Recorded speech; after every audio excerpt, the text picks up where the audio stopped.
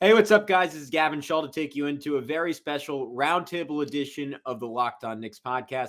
Today, I'm joined by Jake Madison of the Locked On Pelicans podcast, Mike Richman of Locked On Blazers, Jeff Garcia of Locked On Spurs, and Matt George of Locked On Kings to discuss 5 teams that are in NBA Purgatory. We get into specifically on the Knicks, what they have to do to salvage their season and how they compare to all their other teams and how these teams can sort of figure their way out of this relatively dire situation. So all that and more right now on Locked On Knicks.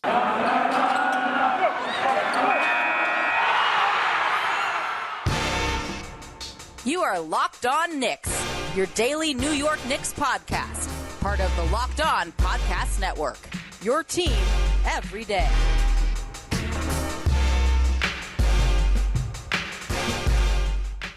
Welcome to our Locked On NBA Roundtable, discussing teams that are not true playoff contenders, but too good to be outright tanking. I'm Jake Madison, host of Locked On NBA and Locked On Pelicans. You can follow me on Twitter. It's at NolaJake. I'm joined today by Mike Richman of Locked On Blazers. You can follow him on Twitter at MikeGRich. We've got Gavin Schall of Locked On Knicks. You can follow him at Locked On Knicks. Jeff Garcia of Locked On Spurs. He's at Jeff G Spurs Zone. And Matt George of Locked On Kings. You can follow him over at Matt George SAC. So as said, these are teams that are not amazing, but not outright bad, and maybe don't have a true path to contention or tanking either way. So the first question to everybody here, anyone feel their team doesn't really belong in this group and should maybe be placed somewhere else in some of the rankings, whether that's kind of a play-in contender or an outright tanking team, something along those lines?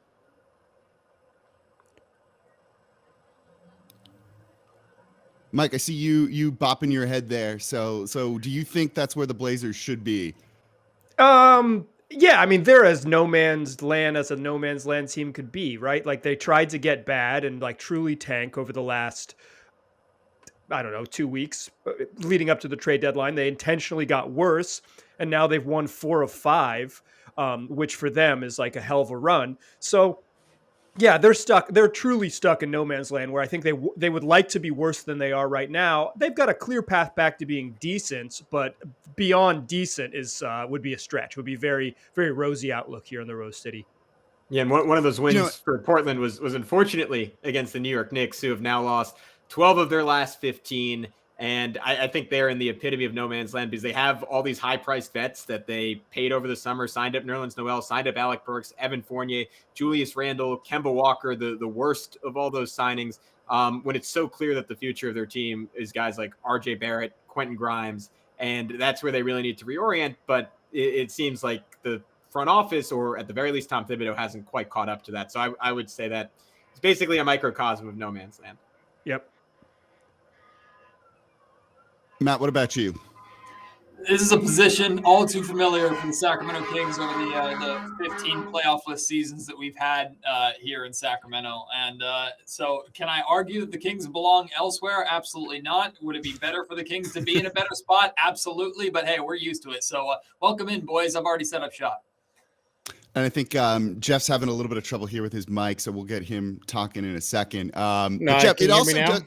Yeah, we can hear you now. So do you think the Spurs belong in this category?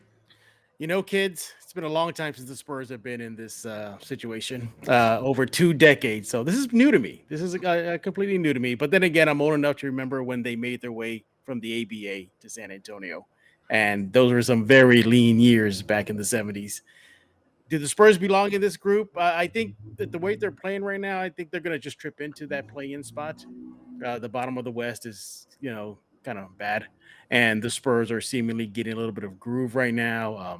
After one loss on the road trip, they won 2 in a row. They're staying competitive. Their season is going to get a lot easier as far as the schedule is. Once this rodeo trip is over, a good bulk of the remaining games are at home, where they play a lot better. So yeah, I think it would not surprise me to see the Spurs make that play-in spot, and then let the chips fall where they may. But yeah. Record may not reflect it, but I really think they're better than what their record says. I think their plus minus is still one of the tops in the NBA. And I mean, you look at total points scored, they're only like 1 or 2 away from their opponent. So they're in games. It's just a matter of can they get enough, and can they just maintain a little momentum they have going into the break and heading out of the break once it starts. No, I think that makes sense. And I think like the Pelicans still kind of belong in this spot too, despite swinging the trade with the Blazers for CJ McCollum, seemingly trying to kind of push their chips in into being a contender. It's like an arms race in a sense for the 10th spot in the Western Conference to a degree right now. But they have this big looming question hanging over them about Zion Williamson and what's going to happen there, which we can touch on a little bit later, that like holds them back from being like, yeah, they'll definitely get into the play-in spot and see what they can do, because as Jeff said, the bottom of the West isn't particularly great. So I mentioned the CJ McCollum trade. There were a couple of moves made with some of these teams at the trade deadline, and maybe a move in terms of the Knicks that's still to come that might help them a little bit. So does that kind of change the calculus on how to view some of these teams? You know, Matt, let's start with you. Does the trade for Sabonis change some of the long-term thinking with that team, where it seemed more they're trying to be good now versus being one of the teams in, say, the tanking category? I don't think it changes the long-term thinking. I think it just completely reinvents it. I mean, the Kings are now a completely different team. They have a two-time All-Star now in Domantas Sabonis to pair with De'Aaron Fox. I'd argue Domantas Sabonis is the best player on this Kings team, even if he's significantly underpaid compared to Fox, and if he's coming into a place where he's second fiddle to a primary ball handler. Domantas Sabonis and De'Aaron Fox have now given the Sacramento Kings something new to build around Kings fans.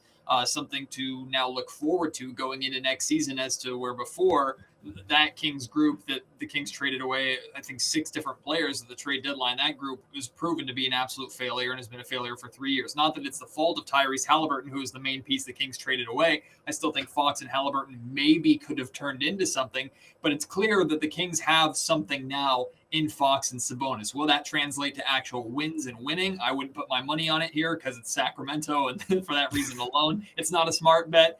But there's reasons to be excited going forward. So to answer your question in a roundabout way, Jake, things are different. It's a different viewing of this group. It doesn't necessarily have to be win now, although if you're trading away Tyrese Halliburton, you expect to be winning games pretty quickly. So I know the play-in is still a goal, but the Kings aren't reliant on the play-in like they were before. They've moved into win soon mode. There you go. That's a good way to put it. Gavin, so what about the Knicks? You know, you mentioned their recent record, and we've seen some of the collapses on TV that are pretty rough. I don't know. Is there a move that maybe changes their trajectory a little bit in how we view that team? Firing Tom Thibodeau, that would maybe do it. No, but outside of the coaching situation, I mean, I think obviously at this point in the season, it's just all about what are you doing internally, and I think it's shifting focus to the younger guys on the roster and their development. And Tom Thibodeau, maybe as a proxy for team president Leon Rose, made a comment that suggested that after the All-Star break, the Knicks might move that direction after losing 3 straight games in increasingly torturous fashion. And you know what? That's what makes sense for the Knicks, because they're not winning with the veterans. And we all know Tibbs is stubborn to a fault. He wants to play the guys that he feels will, quote unquote, make the least mistakes. But when that's Kemba Walker just sort of like being anemic on offense and a revolving door on defense, it doesn't really work anymore. And when someone like Quentin Grimes is showing off real potential as like a 3-and-D plus guy, hitting 40% of his shots from distance, flashing defensively, RJ Barrett playing fantastic until Thibodeau left him in a blowout and got him injured. There's things to build around with this Knicks team. They just have to reorient and reprioritize to do so. And then, Jeff, I thought that Spurs trade of Derek White to the Boston Celtics, you know, was really kind of about some of the long-term thinking, opening minutes for some of the younger guys like Primo that they have. Is that how you're viewing that, or is that done for a different reason? No, you hit it on the head. It's not only just opening up minutes for these young kids they have just waiting there, Primo, you know, possibly Wieskamp down the road, but it was a move that needed to be done. White was kind of a logjam at that spot. White, as much as he's okay playing downhill, he's more of a half-courtish kind of guy. Doesn't lend to the roster. You know, Devin Vassell wants to run. Lonnie Walker wants to run. It was a move that needed to be made. You also get rid of, believe it or not, guys, Derek White was the highest paid Spur. It wasn't Murray. It was Derek White. You get him off the books. Now the Spurs are more than poised in this offseason with more money in their pockets to chase a free agent all-star to pair with DeJounte Murray moving forward. It was done for roster reasons. It was done for lineup reasons. It was definitely done for the lottery draft that's upcoming. You know, the Spurs have 3 first-round picks came from that trade with Boston as well as the trade with Toronto. So the Spurs' future is a lot brighter. The rebuild that I went through back in the late 70s, early 80s with the Spurs team was bad. I was cheering for a busted up Dominique Wilkins, okay, that just came from Italy to sign a 1-year contract for the San Antonio. That's how bad it was back in the day. And I think this rebuild now is going to be a lot shorter. I don't think it's going to be as prolonged. They can make moves in the draft. They can make moves in the offseason with the money they got. Yes, and I'm still putting it out there. These young guys, maybe minus Murray, are still flippable. I still think you look at these young kids like a Keldon, like a Devin, like a Primo, yes, like a Pirtle, to say, who is talking with us? Let's still try to move up this draft if they fall out of the top 10. Or if they can make a swing for the fences and bring in an established NBA forward that can stretch the floor. That's all the Spurs need. They're that one player away, and I really believe it's a stretch four and a quality all-star stretch four that they need to get in camp ASAP. No, that makes sense with the young guy development. And then, Mike, you kind of mentioned it, right? Like the Blazers are trading some pieces away, trying to kind of retool a little bit, but they're winning games right now. Do you think this is them kind of doing the same thing they've done with, say, Damian Lillard and CJ McCollum before, with just a new cast of characters, or is there a way to true title contention through some of the moves they're making now? No. No. Anthony Simon's really good. He's going to be a really good basketball player. Pairing him next to Damian Lillard is kind of what the Blazers have done for the last 7 seasons. I think you could argue that Anthony Simons is better than CJ McCollum, or will be better than CJ McCollum, whatever you're projecting. But like, they're 2 small guards. You kind of know the score of the game. This team has like I said, path to be decent, but like true contenders to get out of this range. I think the Blazers could be a playoff team next year without doing very much at all.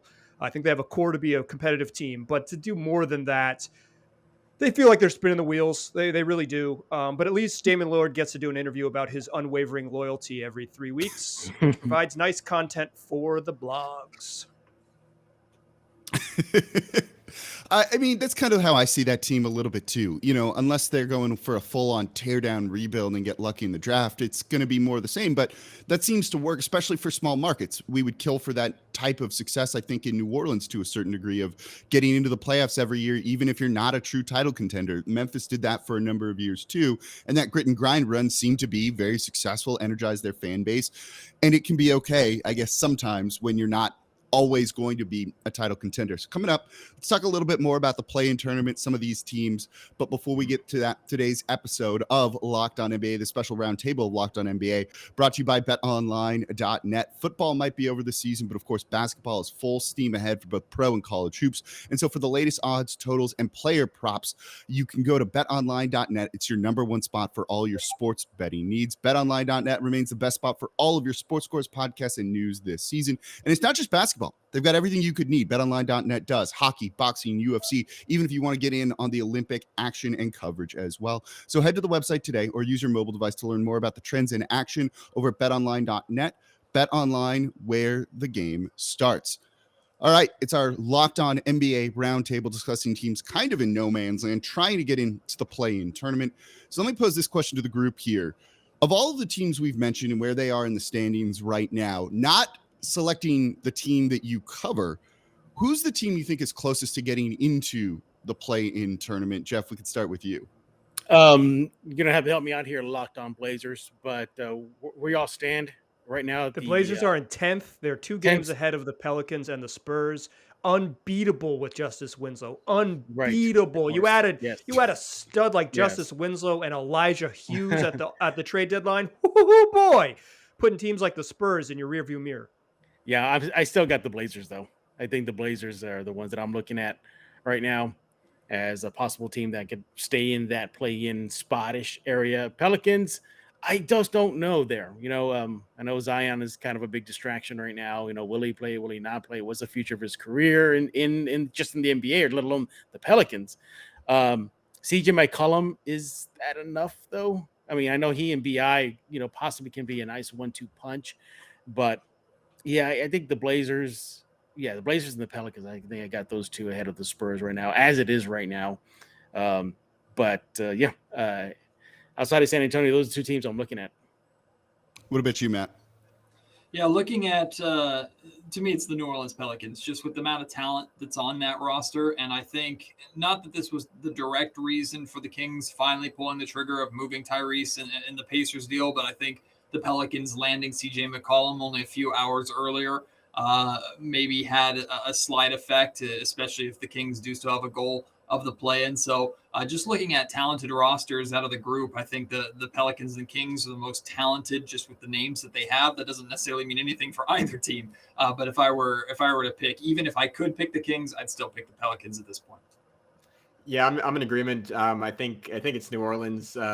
Portland, I don't know if they want to win as badly as New Orleans does. It feels like more of a priority right now in New Orleans. I mean, that being said, watching Portland against the Knicks, they after not so good start, they look really, really good down the stretch, but that's everyone against the Knicks right now. So it's hard to put that in context. Anthony Simons is amazing. Like, he might be like the best guy, at least the guy playing the best on any of these teams right now. But I know Brandon Ingram, Jake, you could speak to this more than I could, but he's made significant leaps as a passer. Herb Jones, CJ McCollum, the lead guard they've been dying for a long time. Like, even at least offensively, like, brings you maybe even a little bit more than Drew Holiday did in terms of creation.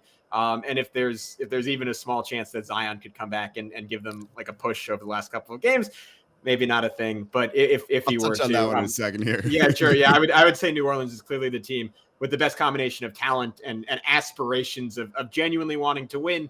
So I would say New Orleans. You guys just sleeping on the Spurs, aren't you?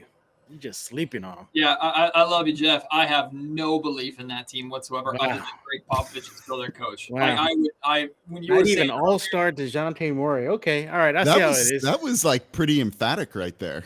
no, and it's not disrespectful because I'm coming from the Kings' perspective. So who the hell cares about what we have to say over here about what it takes to make the playoffs? But I'm just saying, I have, and they've burned me in the past. I have no faith in this Spurs group to end up in that 10th seed. But prove me wrong, San Antonio.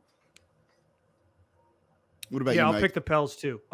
If we're doing it, I'll pick the Pels too. I think the Blazers might do some stealth tanking at the last week of the season, and instead of playing Anthony Simons 37 minutes, play him like 32 and try to lose those 5 minutes as best they possibly can. They'll have to. It's going to be real subtle, but pay close attention to that minutes column come late March.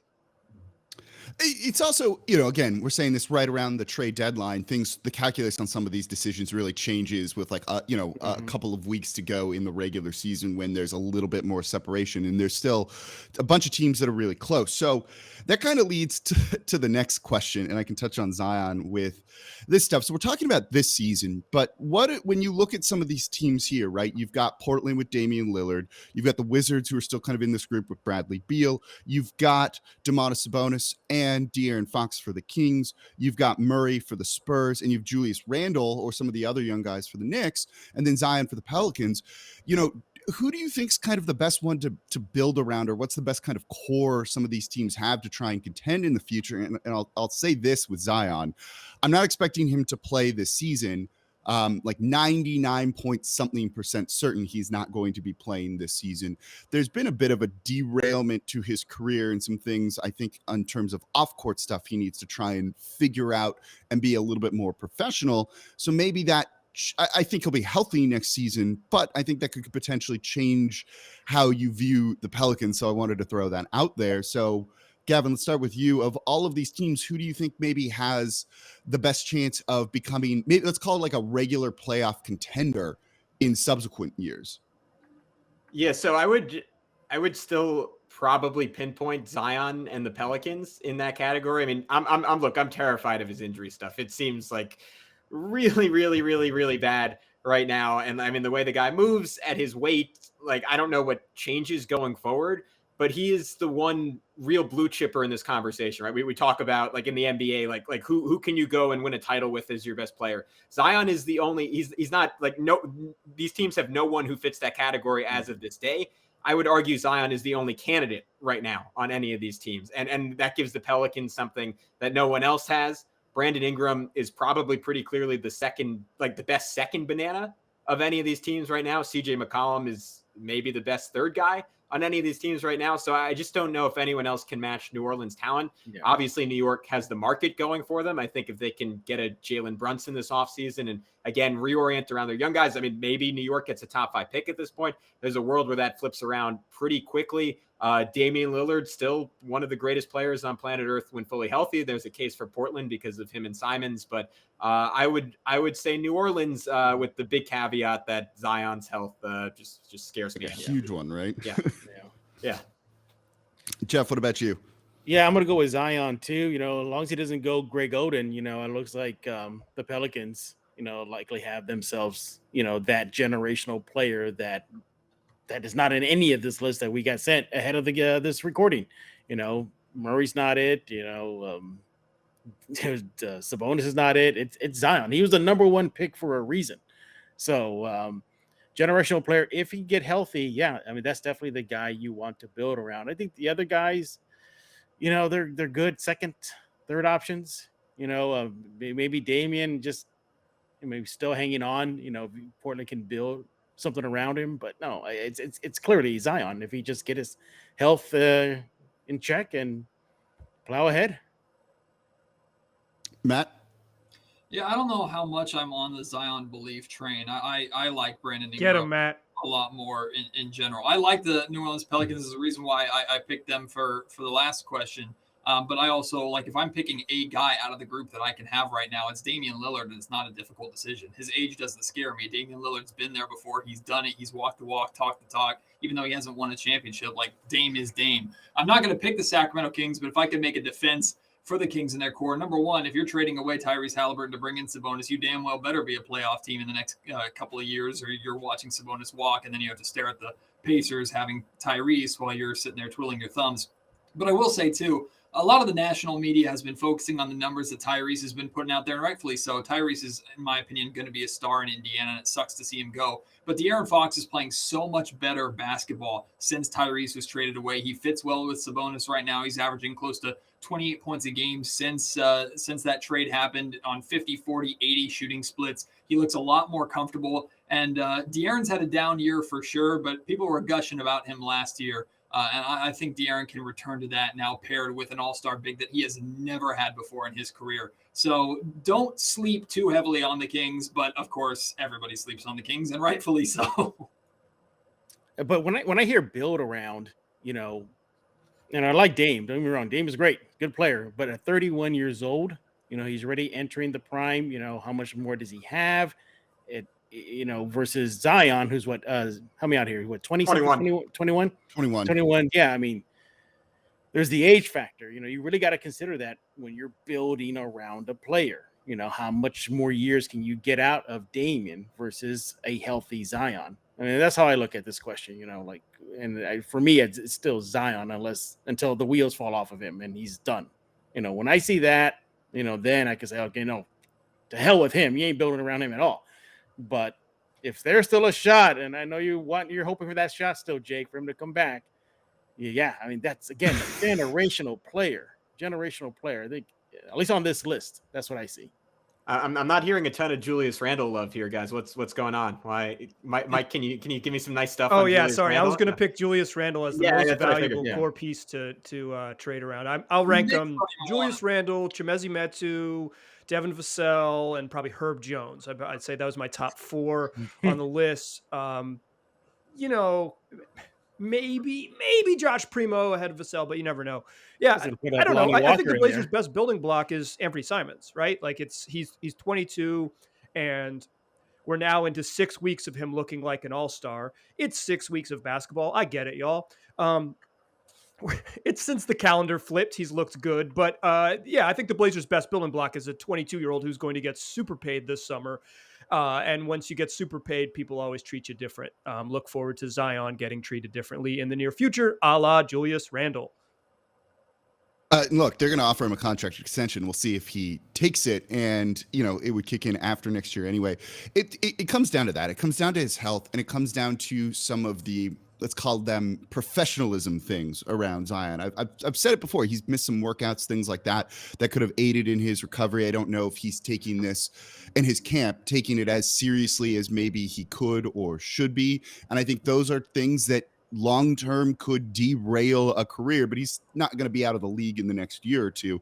And as Gavin said, he's probably, of all of the kind of young guys in here, the best blue chip prospect that has the most potential. And I think you kind of bank on that long-term. And if I were a GM, I'd probably, of all of the players on all of these teams, be taking him number one overall. He's freaky deaky Shaq. I mean, Yeah. he's freaky deaky Shaq. Like, as good as all the other players are, none of them are like potentially the most dominant offensive force in the league. As much as I like Chimezie Metu.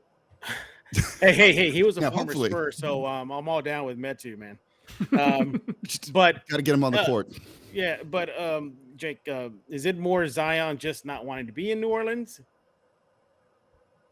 I don't know if it's element that. of that? There's a lot going on there. I think there's some friction between him and his camp in the front office that's leading to them not want to be as forthcoming about injury stuff with the front office and kind of surprising the front office on certain things. You know, his foot injury, never an injury like that to a player of that quality never gets hidden until media day, when that was just completely dropped on all of us. I was there with all the guys from ESPN, The Athletic, and no one had any clue about this ahead of time till David Griffin said it. There's some weird stuff going on, and there's a lot of reason to be concerned about that in New Orleans. So I got another question or two before we all wrap up coming up here next in this roundtable episode of Locked On NBA. But before we get to that, today's episode of this roundtable episode of Locked On NBA is brought to you by Built Bar. It's that time of year where you've pretty much given up on your New Year's resolutions. But this year, I'm doing really well. I'm eating healthier, and it's thanks to Built Bar. And it almost feels like not even really trying, because Built Bar is so delicious. It's the best tasting protein bar out there. And they have some of the most unbelievable flavors you ever had. And if you've never tried the Puffs flavors, you've got to give them a try. You're missing out. They're one of the best tasting protein bars that Built Bar has. It's the first ever protein infused marshmallow. They're fluffy, they're marshmallowy, and it's not just a protein bar, they're a treat. So whenever you have those sugar cravings or anything like that, my secret, I grab a Built Bar, because they're covered in 100% real chocolate. I keep some of the mint brownies with me all the time. It's like mint chocolate chip ice cream, but healthy and in protein bar form. So go to built.com. You got to scroll down to the macros. You're going to be blown away. These things are high in protein, low in calories. Most of them have 130 calories, 4 grams sugar, 4 net carbs, and 17 grams of protein. Compare that to a candy bar, another protein bar, any of the snacky things that you're eating, and Built Bar is going to win every time. Whether it's mint brownie, I have some of the white chocolate, raspberry cheesecake, which is also awesome. I have the puff bars of the churro puff bar that's cinnamony. They're great. So go to built.com, use promo code LOCK15, get 15% off your next order. Again, use promo code LOCK15 for 15% off over at built.com. I gotta admit, I like the cricket flavor. I liked it. Y'all remember Good the cricket for bar? you. The cricket was actually going really like super good. healthy. Yeah, with the cricket these. flavor was not bad. All right, thank you everybody for making Locked On NBA your first listen every day. We're free and available 5 days a week, and we're doing our special roundtables like only Locked On can, with the hosts who cover these teams on a daily basis, talking about teams trying to get into the play-in tournament, but maybe not being good enough to outright tank. So I want to pose this question to everyone here. You know, I'm a fan of the play-in tournament. I think it's fun. The games last year, when we finally got to really see them, were intense. There was like a level you don't really see to that. But is this good for the league as a whole? Is this good for these teams as a whole? One of the worst spots you can be in is that kind of 8th seed that just gets into the playoffs but gets bounced out. Maybe you get swept and you don't have a high enough draft pick to try and really rebuild. So is this a good thing for the league, or, and maybe it's a separate question, a good thing for these teams? Matt, let's start with you here. Oh, I think it's a great thing. Even if it gives teams like the Sacramento Kings false hope, I think it's a phenomenal thing. Look, like last year, the play-in was a complete success, at least in the Western Conference. 2 of the best games of the entire playoffs were in the play-in. You got the Memphis Grizzlies run that they went on because of the play-in.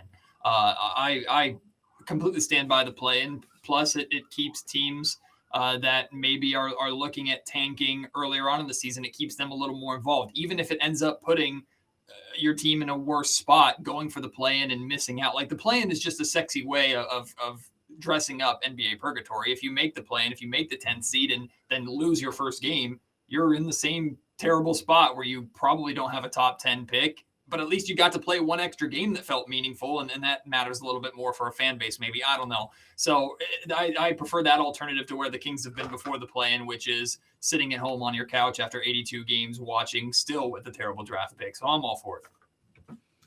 Yeah, I mean, it gives you some of that March Madness energy, right? I mean, I felt like we had Davidson, Steph Curry last year when he was on this undermanned Golden State team going up against LeBron, going up against Anthony Davis, and he almost willed them to victory. And then you saw like the payoff of that 2 nights later. He was exhausted, and this young Memphis team said, all right, let's run them. This team that's dominated the league over the last decade, it was all of a sudden out in a flash. And I mean, to Matt's point, like it doesn't really make a difference for the teams that lose. Like you were going to be the 9-10 seed with no excitement, and now you get this moment in the sun, like this thrilling game. And this year, like I'm excited to see Brooklyn potentially in that situation. Like, and I would love like Brooklyn getting pushed to the edge. The issue is like there's not. I don't know if the Eastern Conference is going to necessarily provide that type of challenge, but I don't know if they end up having to play like a Toronto or an Atlanta, or even, I mean, Charlotte's had their moments this year. Like that could lead to like a career defining moment for LaMelo Ball or Trae Young. Like there's a cool opportunity for guys to sort of cement their legacy, not cement their legacies, but add to their legacies on a 1-game basis. And at the very least, create some discussion, create some excitement. So I think it's a fantastic thing for the NBA. Yeah, I really believe this is the year we're really going to see the play-in tournament like step it up a notch. Because of the teams that could possibly fall in that position. You mentioned the Nets. Imagine they get bounced in a play-in game. I mean, you can't tell me that's not going to be a storyline right there. That'd be awesome. I'm right there with you, man. I'm crossing my fingers too. But no, I think it's actually good for the league, and it's good for teams specific. Teams that are young, like San Antonio, they desperately need any type of pressure cooker experience. And it'll be good for them if they do make it. They were close a few years ago at the bubble. They missed it. They made it last time it was done. Really relied on DeMar DeRozan and Rudy Gay to at least get them to try to get the win. Now this young core for San Antonio is really going to take advantage of it, be in the forefront of trying to get past that game into the playoffs. DeJounte Murray, Devin Vassell, they made it very, very clear at Chicago. They said they do not want to make the play-in. They want to make the playoffs. So if they're keeping that mindset, then they know how valuable to get into the playoffs, to make the playoff, the play-in to make the playoffs is good for them. But good for the league, gets more views on the TV, gets more content for all of us at the Locked On NBA Network. So all in all, it's just really, really, really good for everybody. But no problems at all. As a matter of fact, too, on the side, I cover the NBA 2K League. And it was actually the NBA 2K League that was the property that belongs to the NBA that started the play-in concept. And that's where the NBA started seeing the success at that level. I get it. It's a video game. I get it. But it's how amped the competition got. And it's a good thing. Trust me. I've experienced it. I've seen it on 2 platforms, a hard court and a virtual hardwood, and it works. Good. It's good. It's a good thing. Mike, what you think? Yeah, I mean, I think it kind of incentivizes teams like the Pelicans and the Kings to go for it in a way that's probably not like in the long-term interests of their franchise, because maybe that's not the path forward. But I think it's fun for us. Like, it's fun for people who watch the game. I've enjoyed the play-in. I think it's better for the last, more than just the single elimination games. The last 10 days of the regular season in the NBA typically suck. They suck. Like, teams aren't trying. You have no way to gauge if the good teams are good or not, or if the bad teams are like where they are. And I think the last 10 games, last 10 days, last 4 or 5 games of the regular season are now like fun. They're legitimately important, and teams are trying to win. And I think beyond the single elimination stuff, that is, to me as a viewer, I'm in. Yeah, I think it creates more engagement for fans, right? Instead of your team, as you mentioned, Mike, maybe stealth tanking and playing and resting some guys over the course of the final 2 weeks of the season, there's games that are meaningful. They're playing guys. Fans are kind of getting their money's worth. There's reasons to show up and go to these arenas instead of just staying home or to watch it on TV if you have a setup where you're capable of doing that. So I think that long-term is really good for the league. It might create some long-term issues for some teams who maybe should be tanking and trying to get a top 4 pick instead of, just trying to get in and then landing in the 10th spot. But I think the league wants to disincentivize tanking, and you're really seeing that happen with all of these teams, and why you saw an arms race. You saw big trades that were designed around teams trying to get better to chase the 10th seed, not necessarily any higher than that, but just simply the 10th spot. That's fun. We love that sort of thing. And so for my last question for y'all before we wrap up, what's the biggest storyline to watch going forward with your team that you cover over this final third or so of the season? Mike, let's start with you here. It's Anthony Simon's growth and the Blazers' opportunity to get 2 lottery picks. They have a lottery protected pick that they owe to Chicago. If they hold on to that, if they miss the playoffs and hold on to that, they could end up with a nice pick. They have a protected pick that's owed to them by the Pelicans. If the Pelicans miss the playoffs, the Blazers might end up with 2 lottery picks and a pretty darn good 22-year-old. That's a good place to start. So New Orleans losing is a really big part of Portland's final 20 games here. Gavin? I think it's finding a direction. As I mentioned before, it's Tom Thibodeau, or if he gets fired, whoever temporarily replaces him, deciding to prioritize the youth on the Knicks, and in turn the development of RJ Barrett, who got off to a pretty horrific start this year, was dealing with some stomach issues, and then really turned it on for like a 4 or 5 game stretch. I think he had more 30-point games in 2022 than he did in like the previous 157 or so games he had played in his career. So he's someone who was making somewhat of a leap before our eyes. There are still some inconsistencies there. He still has a lot of trouble finishing around the rim. The 3-point shot comes and goes, but he is someone who is hitting a new level. And the Knicks, they desperately need that central piece to build around. I don't know if RJ will be that, but the Knicks need to find out approximately what his ceiling could potentially be, or at least what sort of developmental trajectory he is on. I think that is very doable. They just have to make him the priority. Jeff, what about you?